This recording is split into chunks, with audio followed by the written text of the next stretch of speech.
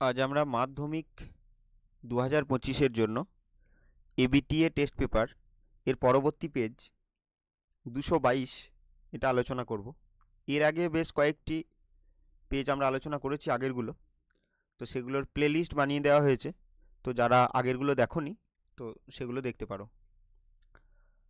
আজকের প্রথম প্রশ্ন, নিচের কোন হরমোনটি অগ্রস্থ প্রকটতায় সাহায্য করে? তাহলে অগ্রস্থ প্রকটতা, এখানে যে রয়েছে অগ্রস্থ প্রকটতা, তাহলে এই অগ্রস্থ প্রকটতা এর মানে কি, যে কোনো একটা উদ্ভিদের যে শীর্ষস্থ মুকুল আছে,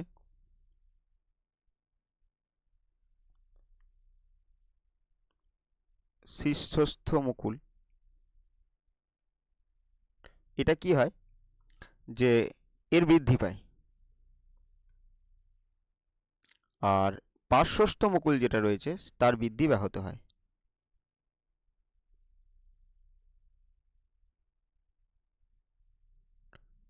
এটা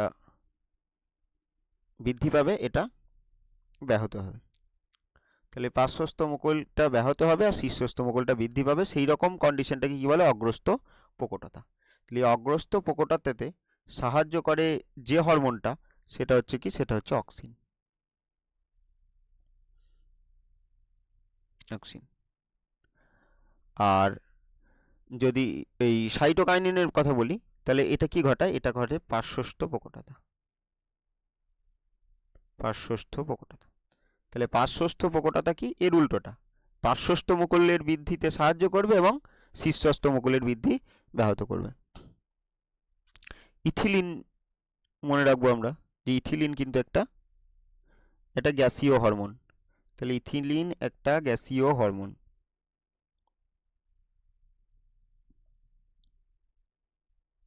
যেটা কি করে?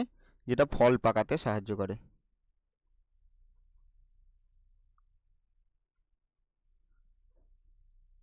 ফল পাকাতে সাহায্য করে।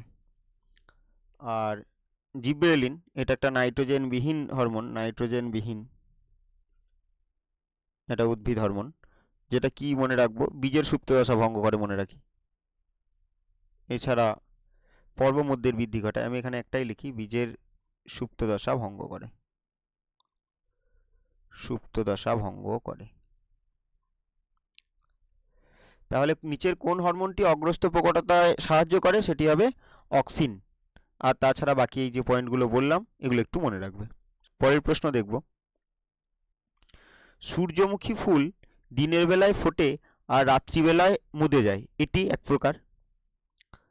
তাহলে প্রত্যেকটা শেষে দেখতে পাচ্ছি একটা শব্দ আছে, যেটা হচ্ছে কি? ন্যাস্টি। প্রত্যেকটা শেষে আছে কি? ন্যাস্টি। আর এই ন্যাস্টি বলতে কি? যখন যে প্রকার চলনটা কি হয়, যে তীব্রতার উপর নির্ভর করে, উদ্দীপকের তীব্রতা। তাহলে এই ন্যাস্টি বলতে কি বুঝবো? যে উদ্দীপকের তীব্রতা অনুযায়ী হবে।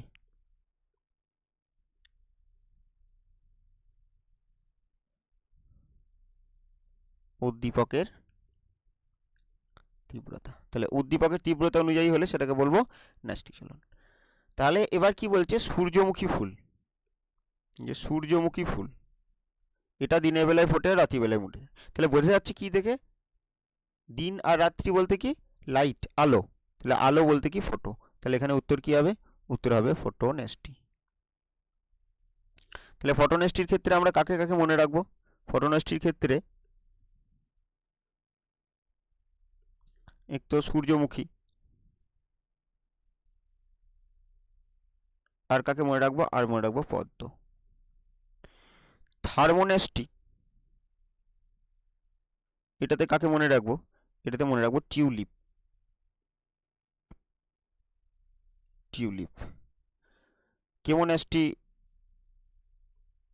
কলসপত্রী। সূর্য শিশির হবে, আমি এখানে কলসপত্রী লিখলাম। আর সিসমোনেস্টি লজ্জাবতী।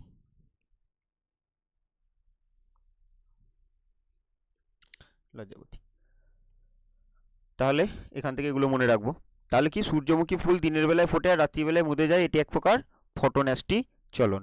পরের প্রশ্ন দেখব, এছাড়া সূর্যমুখীকে আমরা হেলিওট্রপিক চলনও বলতে পারি। পরের প্রশ্ন দেখব,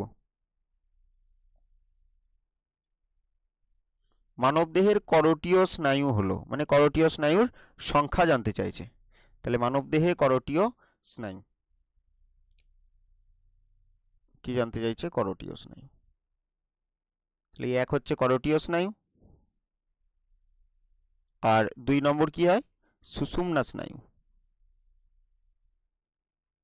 সুষুম্না স্নায়ু, এই সুষুম্না স্নায়ুর সংখ্যা হয় 31 জোড়া,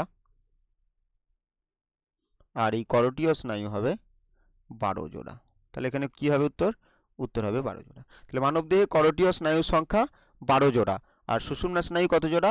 31 জোড়া। এখান থেকে যে আমরা এক কাজ করব, এই যে করোটীয় স্নায়ু, এতে 3 ধরনেরই স্নায়ু থাকে। কি? একটা হচ্ছে মিশ্র, আর সংজ্ঞাবহ, আর আজ্ঞাবহ। তো এইগুলো কিন্তু প্রত্যেকটা আমাদের মনে রাখতে হবে, যে কোনটা সংজ্ঞাবহ, কোনটা আজ্ঞাবহ এবং কোনটা মিশ্র। পরের প্রশ্ন দেখব,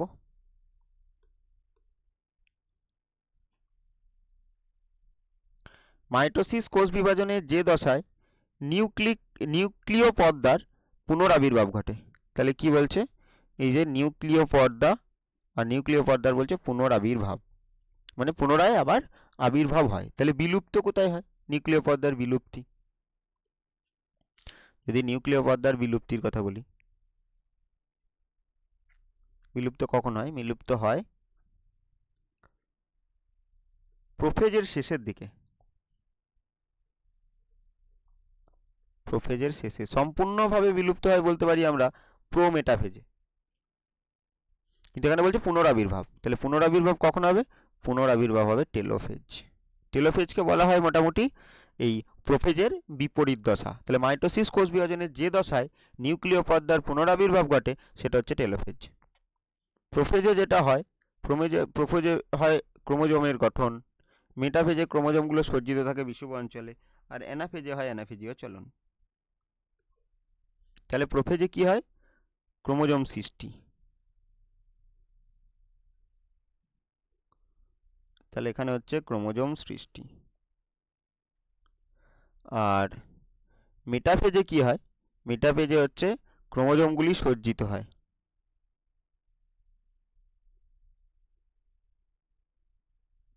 ক্রোমোজোমগুলি বিষুব অঞ্চলে সজ্জিত। আর অ্যানাফেজে কি হয়? অ্যানাফেজীয় চলন। অ্যানাফেজীয় চলন।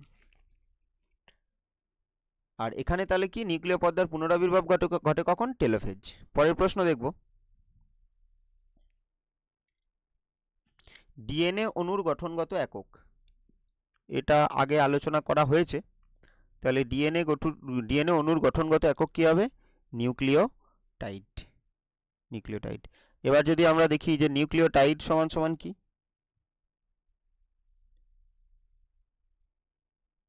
নিউক্লিওটাইড সমান কি? N2 বেস প্লাস পেন্টোজ শর্করা,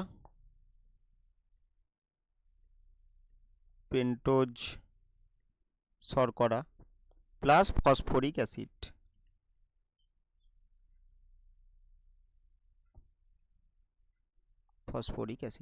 এর মধ্যে এই যে N2 বেস আর পেন্টোজ শর্করা, এই দুটো নিয়ে কি বলা হয়? নিউক্লিওসাইড।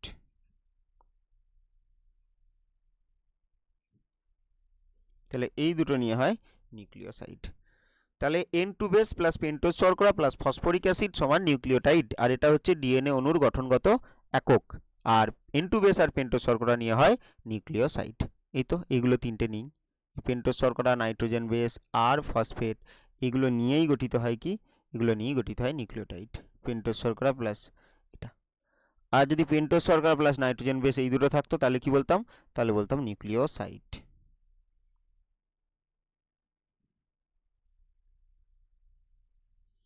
পরের প্রশ্ন দেখব।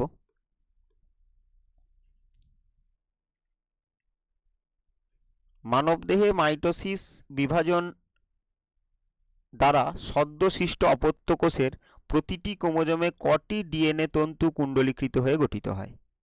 তাহলে একটা ক্রোমোজোম সৃষ্টি হবে কটা দিয়ে? একটি ডিএনএ তন্তু কুণ্ডলীকৃত হয়ে। উত্তর হবে একটি। পরের প্রশ্ন দেখব।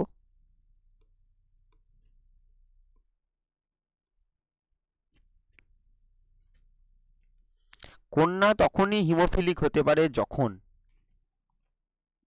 কন্যাকে কি হতে হবে? কন্যা হিমোফিলিক। একটা কথা আমরা মনে রাখবো যে যেগুলো এক্স ক্রোমোজোম দ্বারা রোগগুলো হয় যেগুলো, তো সেগুলো কি? সেগুলো কিন্তু ক্রিস ক্রস উত্তরাধিকার দেখায়। তাহলে এবার কন্যার যখন হিমোফিলিয়া হবে তখন অবশ্যই সেটা পিতার দেহ থেকে এসছে, তাহলে পিতাকে হতে হবে হিমোফিলিক। তাহলে এটা পরিষ্কার বুঝতে পারছি, পিতাকে। তাহলে এক্স, এইচ আর ওয়াই, তাহলে পিতা এখানে হিমোফিলিক। তাহলে এর সাথে ক্রসটা কার হতে হবে? যে মাতা, তাহলে তার কি হবে? এক্স বড় হাতের এইচও থাকবে, এক্স ছোট হাতের এইচও থাকবে। তাহলে কি হতে হবে? তার মা বাহক এবং বাবা হিমোফিলিক। তাহলে কন্যা তখনই হিমোফিলিক হতে পারে যখন মা বাহক এবং বাবা হিমোফিলিক। তাহলে একটা এক্স ক্রোমোজোম এখান থেকে আসবে আর একটা এক্স ক্রোমোজোম এখান থেকে আসবে, তাহলে তখনই কি হতে পারে? এই যে এই এক্স ক্রোমোজোম, এই এক্স ক্রোমোজোম আর এই এক্স ক্রোমোজোম, তাহলে এই দুটো হলে কি হবে? হিমোফিলিয়া হবে।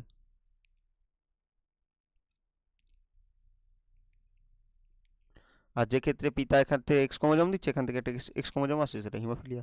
আর যদি এই ক্ষেত্রে হতো এই এক্স এইচ আর যদি এই এক্স এইচ আসতো, তাহলে কি হতো? তাহলে হতো বাহক। তাহলে মাকে অবশ্যই কি হতে হবে? বাহক, আর পিতাকে হতে হবে কি? হিমোফিলিক। তখন কি দেখা যাবে? যে কন্যা হিমোফিলিক হতে পারে। পরের প্রশ্ন দেখব। তাহলে এখানে উত্তর কি হলো? ডি, মা বাহক এবং বাবা হিমোফিলিক। হিমোফিলিয়া এ বা রয়্যাল হিমোফিলিয়া। এবার এখানে একটা ব্যাপার হচ্ছে, এখানে বলা আছে যে এটা হিমোফিলিয়া এ, আবার তারপর কি বলা আছে? এটা রয়্যাল হিমোফিলিয়া।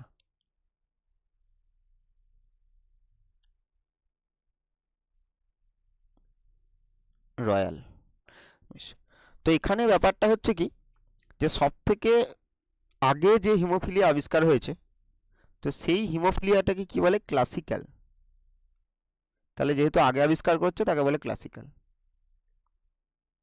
Classical haemophilia. আর সেইটাই হচ্ছে কি? হিমোফিলিয়া এ। তাহলে ক্লাসিক্যাল হিমোফিলিয়াটাই হচ্ছে হিমোফিলিয়া এ। আমি শুধু এ লিখলাম, যেটা হিমোফিলিয়া এ। এবার আর এটা হয় যে একটা রক্ততঞ্চন ফ্যাক্টর 8, রক্ততঞ্চন ফ্যাক্টর 8 এর, তাহলে কি? রক্ততঞ্চন ফ্যাক্টর 8 এর অভাবে হয়।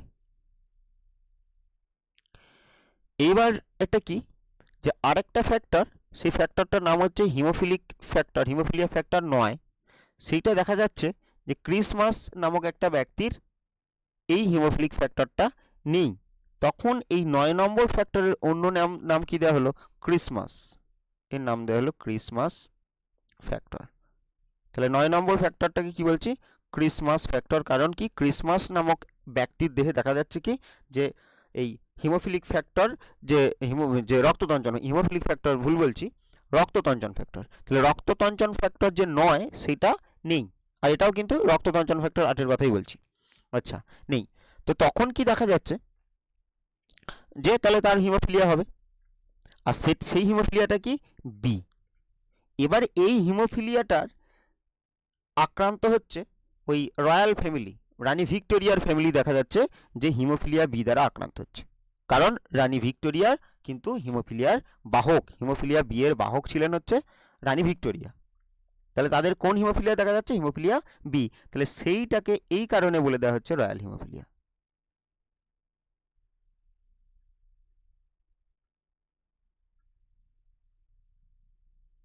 হিমোফিলিয়া। আর এই ক্রিসমাস ফ্যাক্টরটা নেই তার, তো তাই জন্য সেই রোগটাকে ক্রিসমাস ডিজিজও বলতে পারি।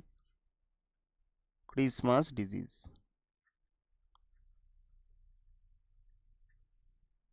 তাহলে ক্রিসমাস ডিজিজ। তাহলে এবার কি দেখা যাচ্ছে যে আমরা এখানে বলছি কি ফার্স্ট হিমোফিলিয়া এ, আর তারপরে বলছি রয়্যাল হিমোফিলিয়া। তাহলে হিমোফিলিয়া এটা রয়্যাল হিমোফিলিয়া নয়, হিমোফিলিয়া বিটা হচ্ছে রয়্যাল হিমোফিলিয়া।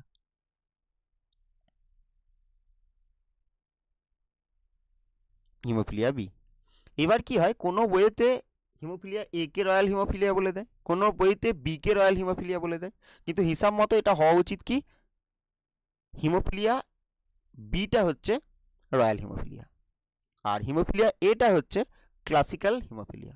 তো এখানে এটা হওয়ার জন্য দায়ী ফ্যাক্টর এটা দিয়েই উত্তর বলছি হিমোফিলিয়া এ। তাহলে হিমোফিলিয়া এ হলে এখানে রক্ততঞ্চন ফ্যাক্টর কত হবে? রক্ততঞ্চন ফ্যাক্টর 8। এবার রক্ততঞ্চন ফ্যাক্টর 11 এটার জন্য যেটা হয়, রক্ততঞ্চন ফ্যাক্টর 11, তাহলে এটা কার জন্য? এটার জন্য যেটা হবে সেটা হচ্ছে হিমোফিলিয়া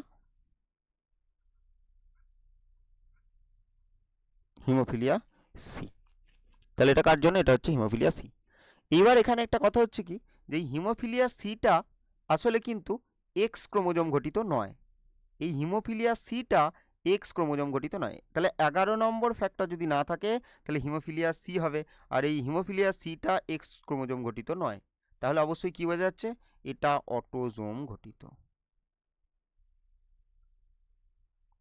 বেশ, এবার এখান থেকে আমি একটা প্রশ্ন দেবো, যদিও এই প্রশ্নটা অন্য যে প্রশ্নগুলো দেওয়া হয় তার তুলনায় একটু কঠিন হয়ে যাচ্ছে, যে সেটা কি, সেটা হচ্ছে এই যে হিমোফিলিয়া সি এটা কোন অটোজোমের ত্রুটির কারণে হয়? কোন অটোজোমের ত্রুটির কারণে হয়? তাহলে কোন অটোজোমের ত্রুটির কারণে হিমোফিলিয়া সি হয়? এটা কিন্তু এক্স ক্রোমোজোম গঠিত নয়, তো সেটা বলতে হবে। এটা আজকের প্রথম প্রশ্ন। পরের প্রশ্ন দেখবো। তাহলে এখানে উত্তর হলো কি ফ্যাক্টর 8। আর কেন কোনটা হিমোফিলিয়া এ কোনটা হিমোফিলিয়া বি সেটা তো এখানে বলে দিলাম। পরের প্রশ্ন দেখব, সাদা বর্ণ ও অমসৃণ লোমযুক্ত গিনিপিগের জিনোটাইপটি হলো। তাহলে এখানে কি বলছে, যে সাদা বর্ণ আর অমসৃণ লোমযুক্ত। তাহলে এবার আমরা জানি যে এই বর্ণ সংক্রান্ত যেটা প্রকট, এই বর্ণ সংক্রান্ত যেটা প্রকট সেটা কি? সেটা হচ্ছে ব্ল্যাক।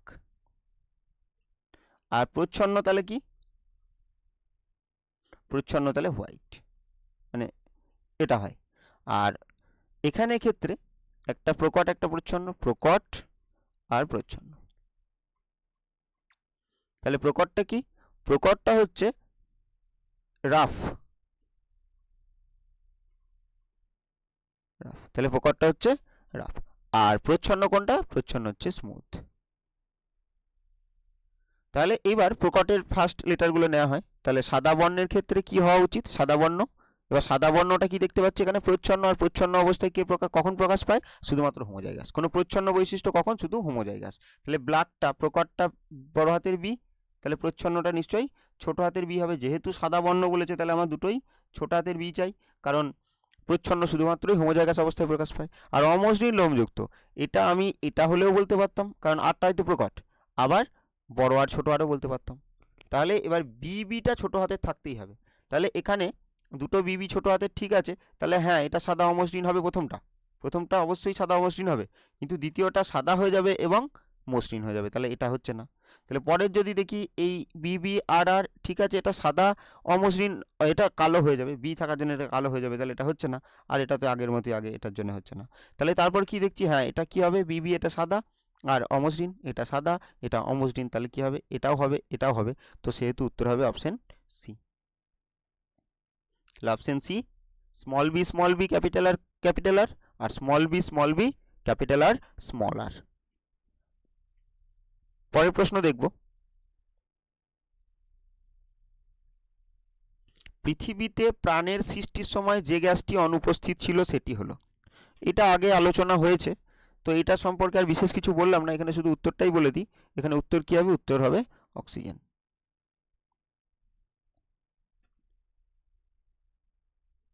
পরের প্রশ্ন দেখব, ঘোড়ার প্রাচীনতম পূর্বপুরুষ। তাহলে কি হবে? প্রাচীনতম পূর্বপুরুষ হচ্ছে ইওহিপ্পাস, আর আধুনিকতম ইকুয়াস। এবার এরা কোন যুগে এসছে সেগুলো কিন্তু মনে রাখা দরকার, এগুলো আগে একবার আলোচনা হয়েছে, তবু একবার এটা বলে দিই তাড়াতাড়ি করে। তাহলে Eohippus Eocene, Eocene. মেসোহিপ্পাস Oligocene, Merychippus myosin, আর প্লায়োহিপ্পাস প্লায়োসিন, প্লায়োসিন। আর কি বাকি থাকলো? সেটা হচ্ছে ইকুয়াস, যেটা আধুনিক ঘোড়া, ইকুয়াস। তাহলে ইকুয়াস কি হবে? Pleistocene, Pleistocene. তাহলে এই যুগগুলো মনে রাখবো। পরবর্তী প্রশ্ন দেখব। তাহলে প্রাচীনতম ঘোড়া হলো ইওহিপ্পাস। প্রদত্ত কোনটি মানুষের নিষ্ক্রিয় অঙ্গ নয় তা শনাক্ত করো। নিকটিটেটিং পর্দা, অ্যাপেন্ডিক্স, হাইপোথ্যালামাস আর কানের পেশি। তাহলে এখানে দেখতে পাচ্ছি কি যে এগুলো তো নিষ্ক্রিয় অঙ্গ। এই যে নিকটিটেটিং পর্দা, এটা নিষ্ক্রিয় অঙ্গ। তারপর অ্যাপেন্ডিক্স নিষ্ক্রিয় অঙ্গ, কানের পেশি নিষ্ক্রিয় অঙ্গ। তাহলে এখানে উত্তর কি হবে? উত্তর হবে হাইপোথ্যালামাস, এটা নিষ্ক্রিয় অঙ্গ নয়। তাহলে এখানে জানতে কি চেয়েছে? নিষ্ক্রিয় অঙ্গ নয়, নিষ্ক্রিয় অঙ্গ নয় কোনটা সেটা জানতে চেয়েছে। পরের প্রশ্ন দেখব, টেরর অফ বেঙ্গল। আগে কোনো এক প্রশ্নে এটা আলোচনা করা হয়েছে, টেরর অফ বেঙ্গল। তাহলে কি হবে? কচুরিপানা। পরের প্রশ্ন দেখব, পার্থেনিয়াম একটা বিদেশি প্রজাতি, যেটা বহিরাগত প্রজাতি, যেটাতে কি হয়? অ্যাজমার কারণ, কিন্তু হাঁপানির কারণ। পরের প্রশ্ন দেখব, নাইট্রোজেন যুক্ত একটি গ্রিনহাউস গ্যাস।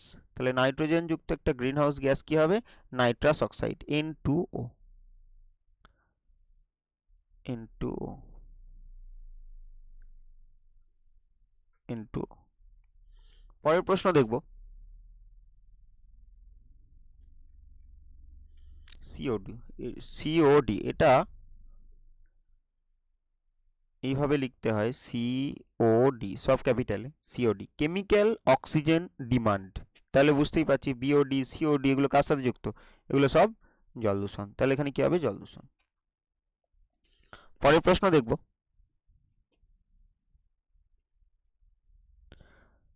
আয়োডিনের অভাবে কোন হরমোন সংশ্লেষ বিঘ্নিত হয়? তাহলে আয়োডিনের অভাবে কি হবে? থাইরক্সিন। এগুলো সব আগে পাওয়া প্রশ্ন।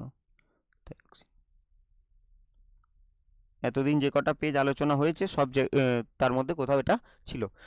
ড্যাশ কোষ বিভাজনকে হ্রাস বিভাজন বলে? কাকে? মিওসিসকে, মিওসিস। তাহলে মিওসিসে কি হয়? 2n। তাহলে মিওসিসে হবে, তাহলে মিওসিসে কি হবে? 2n। এটাকে লিখে আগে আবার একবার, মিওসিস। তাহলে মিওসিসে 2n কোষ, তাহলে সেখান থেকে ফার্স্ট মিওসিস 1 হয়, দিয়ে কি হবে? n আর n। আবার তারপরে সেকেন্ড মিওসিস হবে, এটা মিওসিস 2। তাহলে কি হবে? n n n আর n। তাহলে কি হবে এক্ষেত্রে? এটা কি বলছি? মিওসিস 2। তাহলে এবার দেখতে পাচ্ছি এখানে 2n ছিল, 2n থেকে কি হলো? n, মিওসিস 1-এ। তাহলে এই যেটাকে মিওসিস লিখেছি, এটা আমরা বলতে পারি মিওসিস 1। মিওসিস লিখলেও অবশ্যই ঠিক উত্তর। তাহলে মিওসিস 1 এই কোষ বিভাজনকে হ্রাস বিভাজন বলে। মানে যদি বলি মিওসিসের কোন দশাটা, যদিও এখানে মিওসিস কোষ বিভাজনকে যেহেতু বলেছে, এটা মিওসিস লিখলেই ঠিক।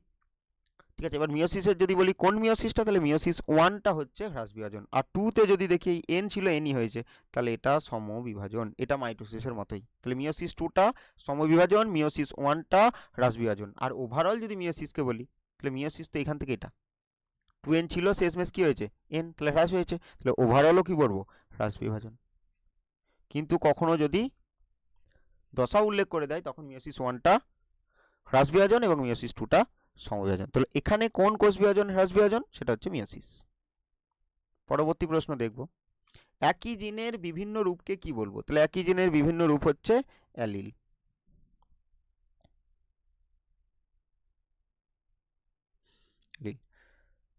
সমস্ত অঙ্গ কোন বিবর্তনকে নির্দেশিকা করে? এটা প্রতিদিনই হচ্ছে। তাহলে এটা কি হবে? সেটা হচ্ছে সমস্ত হলে অপসারী আর সমবৃত্তি হলে অভিসারী।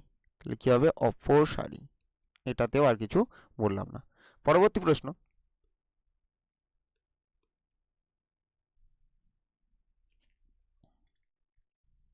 কর্বেট জাতীয় উদ্যানটি কোন রাজ্যে অবস্থিত? এটাও আগে আলোচনা হয়েছে। তাহলে কর্বেট জাতীয় উদ্যানটি এটা কোথায়? উত্তরাখণ্ড।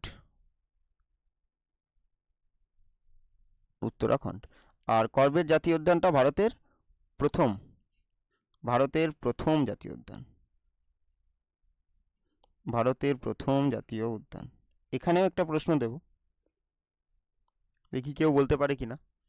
এটা পৃথিবীর প্রথম জাতীয় উদ্যান কোনটি? পৃথিবীর প্রথম। তাহলে পৃথিবীর প্রথম জাতীয় উদ্যান কোনটি? আজকের 2 নম্বর প্রশ্ন। এটা কমেন্টে জানাবে। পরের প্রশ্ন দেখব,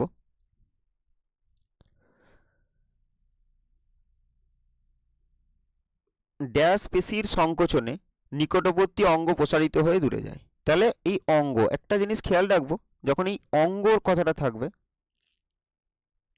আর কখনো অস্থি কথাটা থাকবে,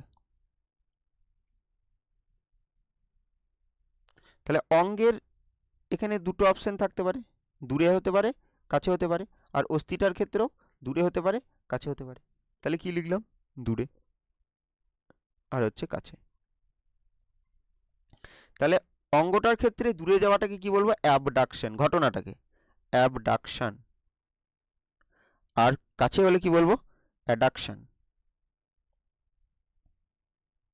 তাহলে কোথা থেকে? দেহ অক্ষ থেকে দূরে বা কাছে। আর দুটি অস্থি পরস্পরের দূরে আর কাছে।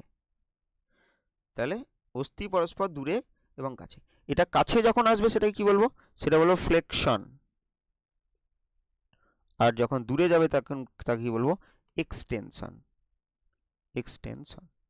তাহলে বুঝতেই পারছি, এটা অ্যাবডাকশন হলে অ্যাবডাক্টর পেশি, অ্যাডাকশনে সাহায্য করবে অ্যাডাক্টর পেশি, এক্সটেনশনে সাহায্য করবে এক্সটেনসর পেশি, আর ফ্লেকশনে সাহায্য করবে ফ্লেক্সর পেশি। তাহলে এখানে একটা ফ্লেক্সর পেশির যদি উদাহরণ বলি, তাহলে সেটা বাইসেপস। আর একটা এক্সটেনসর পেশির উদাহরণ যদি দিই, এটা ঘটনাটা এক্সটেনশন আর পেশিটা এক্সটেনসর পেশি, তাহলে সেটা কি বলবো? ট্রাইসেপস। আর অ্যাবডাকশন যেটা ঘটায় সেটা হচ্ছে ডেল্টয়েড। আর যেটা অ্যাডাকশন ঘটায় সেটা হচ্ছে ল্যাটিসিমাস ডরসি। Latissimus Dorsey. তাহলে এখানে বলছে কোন পেশির সংকোচনে নিকটবর্তী অঙ্গ প্রসারিত হয়ে দূরে যায়? অঙ্গ। তাহলে অঙ্গ যদি হয়, তাহলে দূরে যদি যায়, তাহলে বলবো অ্যাবডাকশন ঘটনাটা, তাহলে অ্যাবডাক্টর পেশি। তাহলে এখানে আমরা বলতে পারি অ্যাবডাক্টর পেশি। অ্যাবডাক্টর পেশি যেরকম বলতে পারি, এই অ্যাবডাক্টর পেশির যে উদাহরণটা আছে সেটাও বলে দিতে পারি, যেমন ডেল্টয়েড। ডেল্টয়েড। তাহলে এটাও বলতে পারি ডেল্টয়েড পেশির সংকোচনে নিকটবর্তী অঙ্গ দূরে প্রসারিত হয়ে দূরে যায়। এবার যেহেতু এই ডেল্টয়েডটাতে এবার কোন অঙ্গটা বলে দেওয়া নেই, সেহেতু অ্যাবডাক্টর লেখাটা ঠিক হবে। হ্যাঁ, যে এবার যদি ডেল্টয়েড লিখি অবশ্যই হবে, ঠিক আছে, কিন্তু যেহেতু অঙ্গটা কোনটা পরিষ্কার বলে দেওয়া নেই, তো তার জন্য এটা কি বলবো? অ্যাবডাক্টর পেশি। পরের প্রশ্ন দেখব, এডিএইচ হরমোন অগ্নাশয় থেকে খরিত হয়। তাহলে এটা সত্য না মিথ্যা? কি হবে? এটা হবে মিথ্যা। তাহলে এটা মিথ্যা। কেন? তাহলে যদি বলি এডিএইচ হরমোন, তাহলে এডিএইচ হরমোন কোথা থেকে খরিত হয়? এডিএইচ হরমোন খরিত হয় পিটুইটারি থেকে, পিটুইটারির পশ্চাৎ প্রকোষ্ঠ। যদি বলি তৈরি হয় হাইপোথ্যালামাসে। তাহলে পিটুইটারির পশ্চাৎ প্রকোষ্ঠ। তাহলে এই পিটুইটারি যে পশ্চাৎ প্রকোষ্ঠ আছে, এখানে কিন্তু আরো একটা হরমোন খরিত হয়, সেটা হচ্ছে অক্সিটোসিন। অক্সিটোসিন। বেশ, তাহলে অগ্নাশয় থেকে কোন হরমোন খরিত হয়? ইনসুলিন। ইনসুলিন কোথায়? আইলেটস অফ ল্যাঙ্গারহ্যান্সের বিটা কোষ থেকে। গ্লুকাগন কোথা থেকে খরিত হয়? আইলেটস অফ ল্যাঙ্গারহ্যান্সের আলফা কোষ থেকে। এছাড়াও সোমাটোস্টেটিন আছে, আপাতত এই দুটোই জানি।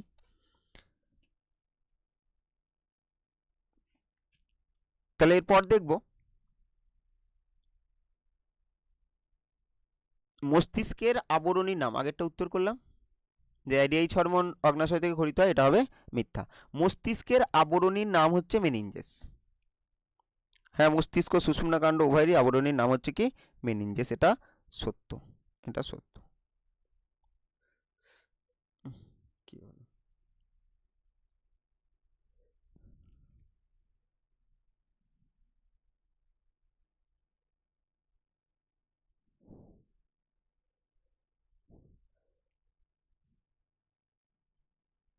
তাহলে কি হবে? মস্তিষ্কের আবরণীর নাম বলছে কি? মেনিনজেস। হ্যাঁ, এটা কি হবে? এটা সত্য। মস্তিষ্ক এবং সুষুম্নাকাণ্ডের আবরণী হচ্ছে মেনিনজেস। পরের প্রশ্ন দেখব,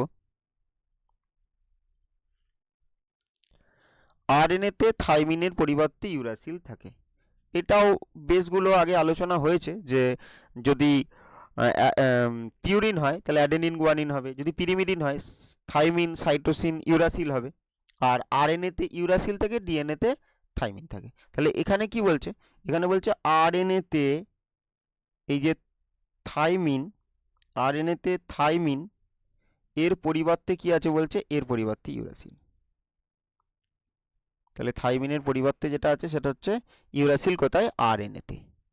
হ্যাঁ, তাহলে টি এর পরিবর্তে ইউরাসিল থাকে, এটা ঠিক। তাহলে কি হবে? সত্য, সত্য। আর এ এর সাথে টি হয় ডবল বন্ড, জি এর সাথে সি হয় ট্রিপল বন্ড। তাহলে এটা কার ক্ষেত্রে? এটা ডিএনএ এর ক্ষেত্রে। এবার যদি আরএনএতে দেখি তাহলে আরএনএ এর ক্ষেত্রে জি এর সাথে ট্রিপল বন্ড সি, সে তো ঠিক আছে। আর যেখানে এ আছে সেখানে ডবল বন্ড কি হয়ে যাবে? ইউ। এটা আরএনএ। এই যে থাইমিন ছিল তার পরিবর্তে ইউরাসিল। পরের প্রশ্ন দেখব, টি গ্যামেট দ্বয়ের মিলনে হোমোজাইগাস অপত্য তৈরি হয়। তাহলে কি বলছে? টি আর টি। তাহলে এই যে টি আর টি এর গ্যামেট দ্বয়ের মিলনে কি বলছে? হোমোজাইগাস। তাহলে দেখতেই পাচ্ছি যে এই একটা টি, এটা ক্যাপিটাল, আর এই টিটা হচ্ছে কি? স্মল। তাহলে এটা যদি একটা ক্যাপিটাল একটা স্মল হয় তাহলে এখানে হোমোজাইগাস কি করে হবে? এখানে কি হবে? হেটেরোজাইগাস। হেটেরোজাইগাস। তাহলে হোমোজাইগাস হলে কি হতে হতো? হয় ক্যাপিটাল টি, না হলে স্মল টি। তাহলে এটা কি হবে? এটা হচ্ছে মিথ্যা। পরের প্রশ্ন দেখব, শ্বাসমূল আম গাছে দেখা যায়। তাহলে এটা কি? ভুল। তাহলে এটা কোথায়? ম্যানগ্রোভ অরণ্যে কোথায়? সুন্দরী গাছে দেখতে পাবো। তাহলে এটা কি? এটা মিথ্যা। বেশ, পরের প্রশ্ন দেখব, ব্ল্যাক ফুট এক প্রকার বায়ুবাহিত রোগ। ব্ল্যাক ফুট যে ব্যাধিটা হয় যার কারণে? আর্সেনিক। তাহলে আর্সেনিকে কি হয়? ওই ভূগর্ভস্থ জল দূষিত হয়। আর আর্সেনিকের স্বাভাবিক মাত্রা কত? 0.05 মিলিগ্রাম পার লিটার। তাহলে মিলিগ্রাম পার লিটার। বেশ, তাহলে এটা মিথ্যা। পরের প্রশ্ন দেখব,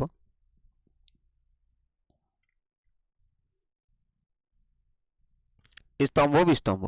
বেশ, তাহলে এখানে কি বলছে? প্রকরণ চলন। তাহলে প্রকরণ চলন কার দেখা যাচ্ছে? বনচারাল। তাহলে এখানে কি লিখবো? এখানে লিখবো হচ্ছে এফ।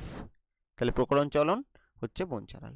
পিউরিন যুক্ত ক্ষারক। তাহলে পিউরিন কি কি হয়? পিউরিন দুটো, একটা হচ্ছে অ্যাডেনিন আর একটা হচ্ছে গুয়ানিন। তাহলে এখানে কি হবে? এখানে দেওয়া আছে অ্যাডেনিন, তাহলে কি হবে? ডি। এরপর হচ্ছে পিরিমিডিন। পিরিমিডিন কি কি হয়? একটা হচ্ছে সাইটোসিন, একটা থাইমিন, একটা ইউরাসিল। ইউরাসিলটা কার জন্য? এটা আরএন এর জন্য। আর থাইমিনটা কার জন্য? এটা ডিএন এর জন্য। তাহলে এখানে পিরিমিডিন যুক্ত ক্ষারক এখানে কোথায় আছে? পিরিমিডিন আছে সাইটোসিন। তাহলে কি হবে? এ। তাহলে পিরিমিডিন হচ্ছে এ। বেশ, এবার অসম্পূর্ণ প্রকটতা এখানে দেখতে পাচ্ছি কি রয়েছে? সন্ধ্যামালতি। তাহলে কি হবে? ই। এটা হবে ই। আর বিপন্নপ্রায় উদ্ভিদ এখানে কি? রডোডেনড্রন।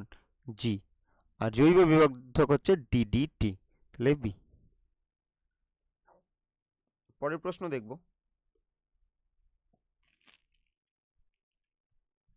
বি সদৃশ্যটি লেখো। তাহলে এখানেই দেখতেই পাচ্ছি যে এই সিএসএফ যেটা রয়েছে, সিএসএফ এটা বিসদৃশ্য। তাহলে বাকিগুলো সব কি? এই বাকিগুলো সব হচ্ছে হরমোন, বাকিগুলো সব হরমোন, সব পিটুইটারির অগ্রপ্রকোষ্ঠ থেকে খরিত হওয়া। আর এটা কি? এটা মস্তিষ্ক মেরুরস, মস্তিষ্ক মেরু রস বা সেরিব্রাল স্পাইনাল ফ্লুইড। পরের প্রশ্ন দেখব, হোলান্ড্রিক জিন কাকে বলে? তাহলে এটা হবে হোলান্ড্রিক, হোলান্ড্রিক জিন। তাহলে হোলান্ড্রিক জিন কাকে বলবো? ওয়াই ক্রোমোজোমে অবস্থিত জিনকে, ওয়াই ক্রোমোজোমে অবস্থিত,